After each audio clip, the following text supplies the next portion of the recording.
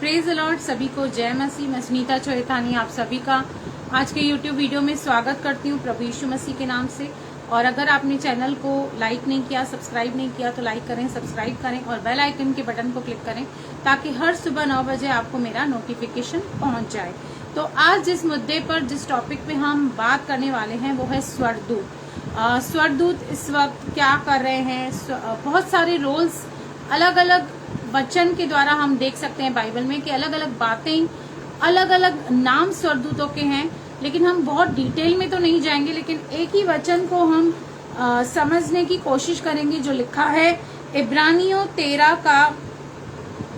जब हम सेकंड वचन पढ़ते हैं वहां पे लिखा है अतिथि सत्कार करना न भूलना, क्योंकि इसके द्वारा कुछ लोगों ने अनजाने में स्वर्गदूतों का आदर सत्कार किया है।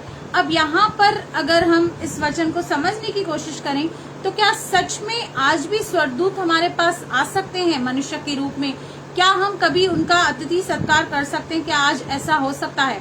वैसे तो बहुत सारे जो थियोलॉजियंस हैं, बहुत सारे जो बाइबल स्कॉलर्स हैं, इस पर बहुत ज्यादा डिबेट करते हैं। और कुछ लोगों का मानना है कि आज की तारीख में, आज के पीरियड में स्वर्गदूतों का कुछ रोल नहीं है, पर ये गलत है। और कुछ लोगों का ये मानना है कि नहीं, आज भी स्वर्गदूत बहुत सारी चीजें करते हैं, आज भी स्वर्गदूतों का बहुत बड़ा रोल है।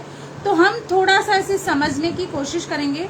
अगर हुआ तो मैं सेकंड वीडियो भी बनाऊंगी। अगर आप कमेंट करके कहेंगे कि हाँ सेकंड वीडियो भी चाहिए तो मैं जरूर इस पे बनाऊंगी, क्योंकि ये पर्टिकुलरली जो वचन है, इसका जो कंटेक्स्ट है, जो संदर्भ है, वो अगर हम देखें तो उत्पत्ति 18 और 19 दोनों से आप कनेक्ट कर सकते हैं।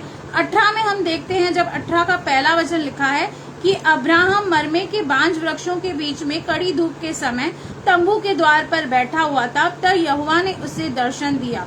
उसने आंखें उठाकर दृष्टि की तो क्या देखा? 3 पुरुष उसके सामने खड़े। अब यहाँ पे लिखा है 3 पुरुष उसके सामने खड़े थे, पर एक्चुअली वो कौन थे वो आगे पूरा क्लियर करेगा। जब उसने उन्हें देखा तब वह उनसे भेंट करने के लिए तंबू के द्वार में दौड़ा और भूमि पर गिरकर दंडवत की और कहने लगा, हे प्रभु, यदि मुझ पर अनुग्रह की दृष्टि है तो मैं विनती करता हूँ कि अपने दास के यहाँ पे से चले न जाना। मैं थोड़ा सा जल लाता हूँ और आप अपने पांव धोकर इस वृक्ष के नीचे विश्राम करें। फिर मैं एक टोकरा रोटी ले आऊं और उसने आप अपने अपने जीव को तृप्त करें। तब उसके पश्चात आगे बढ़ें, क्योंकि आप अपने दास के पास इसीलिए पधारे हैं। उन्होंने कहा, जैसा तू कहता है वैसे ही कर। और जैसे कि हम देखते हैं कि उसने क्या किया, उनका अतिथि सत्कार किया। वो 3 पुरुष नहीं थे, वो एक्चुअली तीनों स्वर्गदूत थे जो एक मनुष्य के रूप में उसके पास आए और उसने उनका बहुत ही अच्छे से अतिथि सत्कार किया, उन्हें खिलाया, अपने घर ले गया, अच्छे से हॉस्पिटैलिटी की। और उन्होंने उससे कहा कि आने वाले समय में तुझे एक बेटा होगा जिसका नाम इसहाक होगा। तो यहाँ पर ये इस संदर्भ में लिखा गया है। और स्पेशली अगर इस वचन को हम समझने की कोशिश करें तो हमारे साथ भी ऐसे हो सकता है। कोई भी अननोन मसीही जिनको हम नहीं जानते, कभी हम उनसे टकरा सकते हैं, कभी वो हमारे घर अद्भुत रीति से आ सकते हैं।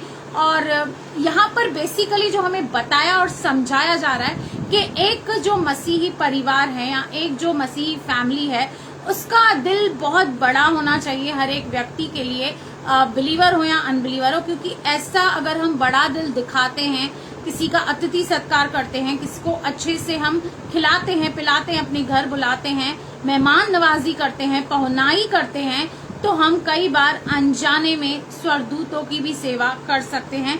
तो हर एक अवसर को लिखा है कि हमें सही रीति से लेना चाहिए। हो सकता है कि इसके द्वारा एक बहुत बड़ी आशीष हमारे पास आ रही है, हमें स्वर्गदूतों को की पहुनाई करने का मौका मिल सकता है।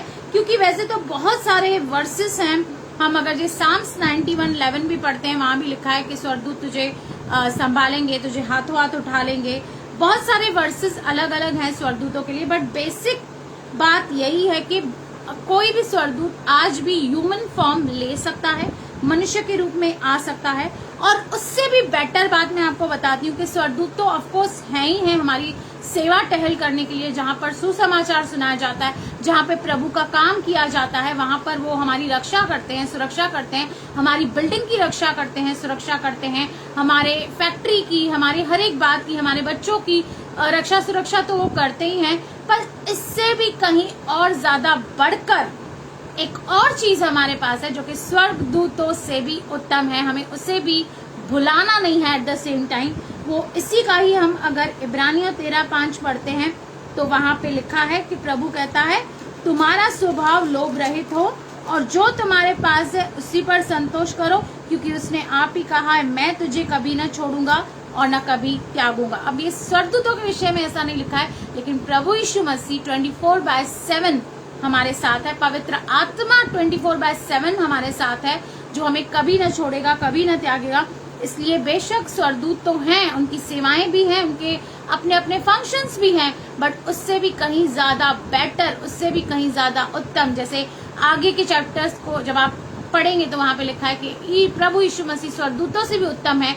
तो एक आपके पास ऐसा है जो आपको कभी नहीं छोड़ेगा। शायद आपको इस वक्त कोई छोड़कर चला गया हो, या जो आपके साथ है वो भी आपको ऐसा लगता हो कि मेरे साथ वो नहीं है, तो वो आपको कभी न छोड़ेगा, कभी न त्यागेगा। प्रभु मेरा सहायक है, मैं न डरूंगा, मनुष्य मेरा क्या कर सकता है। तो इस वचन के जरिए प्रभु आपको बहुत बहुत आशीष करे। आमीन, आमीन।